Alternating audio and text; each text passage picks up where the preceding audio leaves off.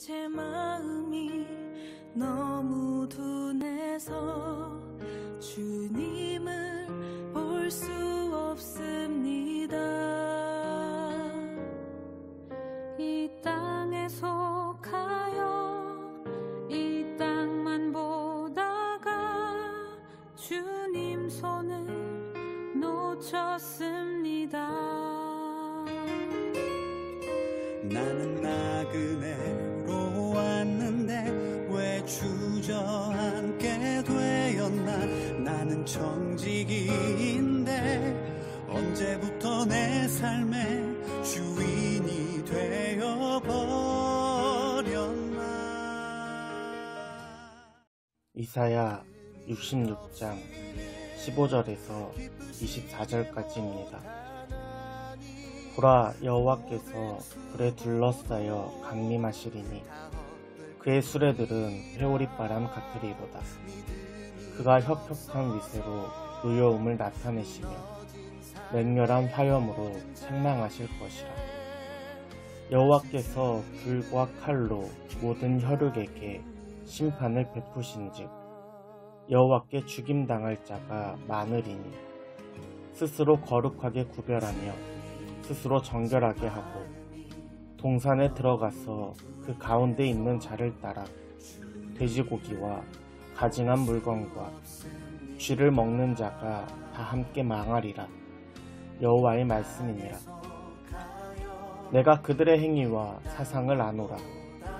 때가 이르면 문나라와 언어가 다른 민족들을 모으리니 그들이 와서 나의 영광을 볼 것이며 내가 그들 가운데서 징조를 세워서 그들 가운데서 도피한 자를 여러 나라 곧 다시스와 뿔과 활을 당기는 룩과 및 두발과 야완과 또 나의 명성을 듣지도 못하고 나의 영광을 보지도 못한 먼 섬들로 보내리니 그들이 나의 영광을 문 나라에 전파하리라.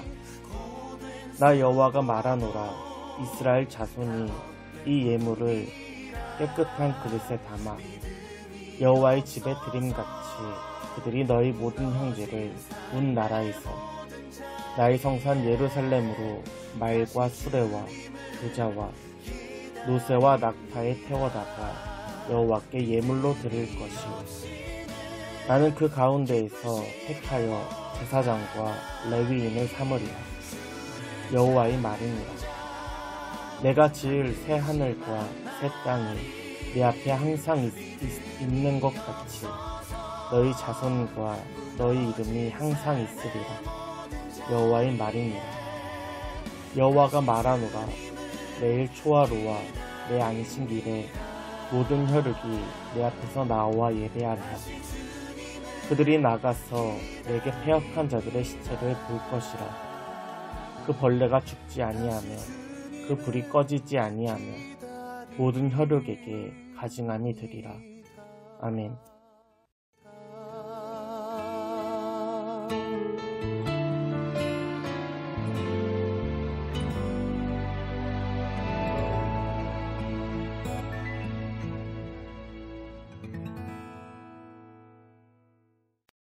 하나님과 함께 동행하는 하루 되길 소원합니다.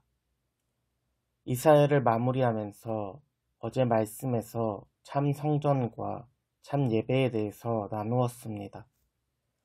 오늘은 두 번째 메시지 심판과 회복으로 이제 이사야서를 마무리하려고 합니다. 혹시 여러분은 하나님 하면 어떤 이미지가 떠오르십니까? 사랑, 아버지, 구원자, 위로자, 창조자. 이와 같이 생각만 해도 따뜻하고 부드러운 이미지가 주로 떠오르지 않을까 생각됩니다. 그러나 우리가 잊지 말아야 하는 하나님의 속성으로 심판이 있습니다. 심판자 하나님은 온 땅에 홍수를 내리시고 소돔과 고모라를 불과 유황으로 태우셨으며 또 이스라엘을 멸망시키시는 분입니다. 하나님의 심판은 심판을 위한 심판이 아닙니다. 이는 여러 신하에 나으는 다른 신들과는 다른 점입니다.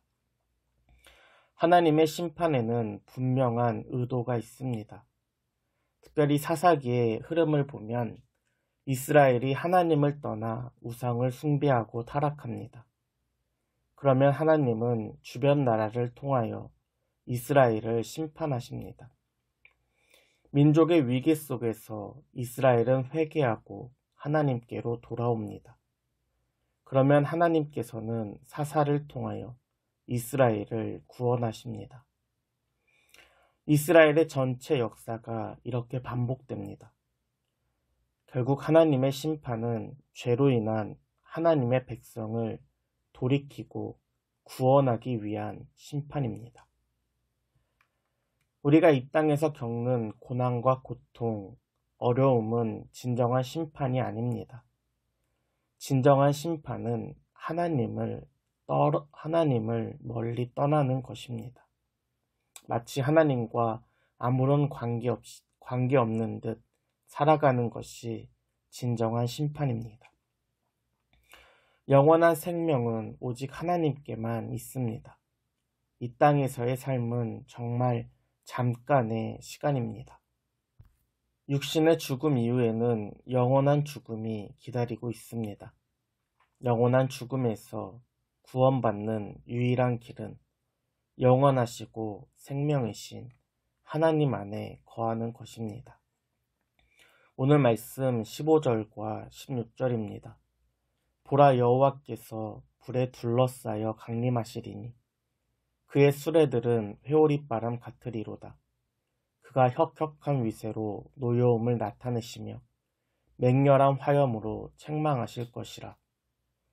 여호와께서 불과 칼로 모든 혈육에게 심판을 베푸신즉 여호와께 죽임당한 자가 많으리니. 아멘. 오늘 본문에서 나오는 이 심판은 영원한 심판을 뜻합니다. 이제 더 이상 기회가 없는 최후의 심판입니다. 오랜 시간 수많은 기회에도 불구하고 끝내 돌이키지 않는 사람은 영원히 꺼지지 않는 불 속에서 영원한 죽음을 맞이하게 될 것입니다. 오늘 말씀 17절입니다. 스스로 거룩하게 구별하며 스스로 정결하게 하고 동산에 들어가서 그 가운데 있는 자를 따라 돼지고기와 가증한 물건과 쥐를 먹는 자가 다 망하리라. 여호와의 말씀이니라. 아멘. 영원하시고 거룩하신 하나님 앞에 숨길 것 하나 없이 모든 것이 드러나게 될 것입니다. 사람들 앞에서 스스로 거룩하게 구별하고 스스로 정결한 척하는 사람들의 골방에도 하나님은 존재하시는 분입니다. 사람들에게는 인정받을 수는 있겠지만 하나님을 속일 수는 없습니다. 하나님 앞에서 감출 수 있는 것은 아무것도 없습니다. 그러나 마지막에 영원한 심판만 있는 것은 아닙니다. 오늘 말씀 18절입니다. 때가 이르면 문 나라와 언어가 다른 민족을 모으리니 그들이 와서 나의 영광을 볼 것이며. 아멘. 하나님의 심판은 양면의 동전과 같습니다. 심판이 있다면 반드시 구원과 회복도 있습니다. 이 구원과 회복은 이스라엘에만 제한되지 않고 문 나라와 모든 언어와 모든 민족에게까지 포함되어 있습니다. 하나님께서는 아브라함에게 복을 주시면서 너를 축복하는 자에게 내가 복을 내리겠다 라고 말씀하셨습니다. 또한 출애굽기 10번째 재앙에서 이스라엘뿐만 아니라 문설주에 어린 양의 피를 바른 집은 누구라도 그 죽음이 그 집을 넘어가게 하셨습니다. 또 애굽에서 탈출할 때에 이스라엘뿐만 아니라 애굽에 있는 다른 잡족들도 함께 출애굽되었습니다. 이처럼 하나님의 구원의 시선은 특정한 이스라엘이라는 민족에게만 향하지 않으십니다. 하나님은 이미 세상 모든 민족이 구원을 받기 위해 단 한시도 쉬지 않고 계십니다. 영원한 심판과 영원한 구원이 이루어질 때 새 하늘과 새 땅을 회복시키시고 하나님은 하나님의 백성들과 영원히 함께 하실 것입니다. 하나님은 하나님의 나라에서 백성과 함께 예배, 즉 영원히 함께 교제하시기를 원하십니다. 하나님 나라는 예수 그리스도께서 이 땅에 오심으로 이미 이루어졌습니다. 그러나 아직 완성된 것은 아닙니다. 예수 그리스도께서 이 땅에 다시 오실 때 비로소 하나님 나라는 완성될 것입니다. 우리는 삶 속에서 하나님과 동행하며 하나님의 나라를 누리고 동시에 완성될 하나님 나라를 소망해야 합니다.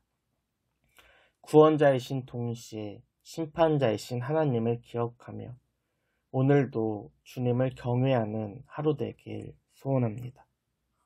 시간 제가 기도하겠습니다. 공의로우시고 정의로우신 하나님, 오늘도 우리에게 하루를 허락하여 주심을 감사합니다.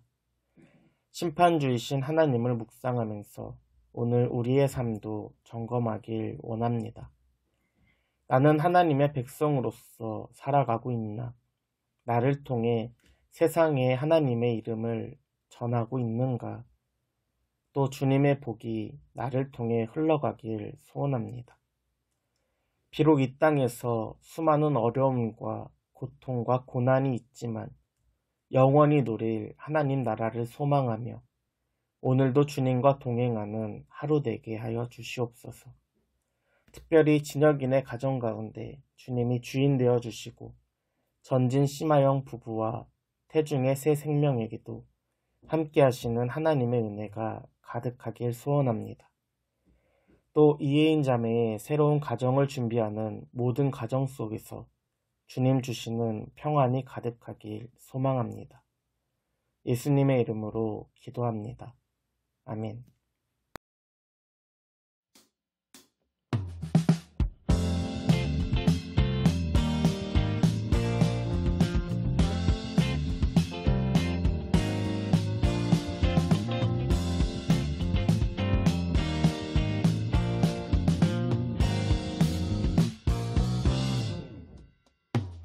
나가나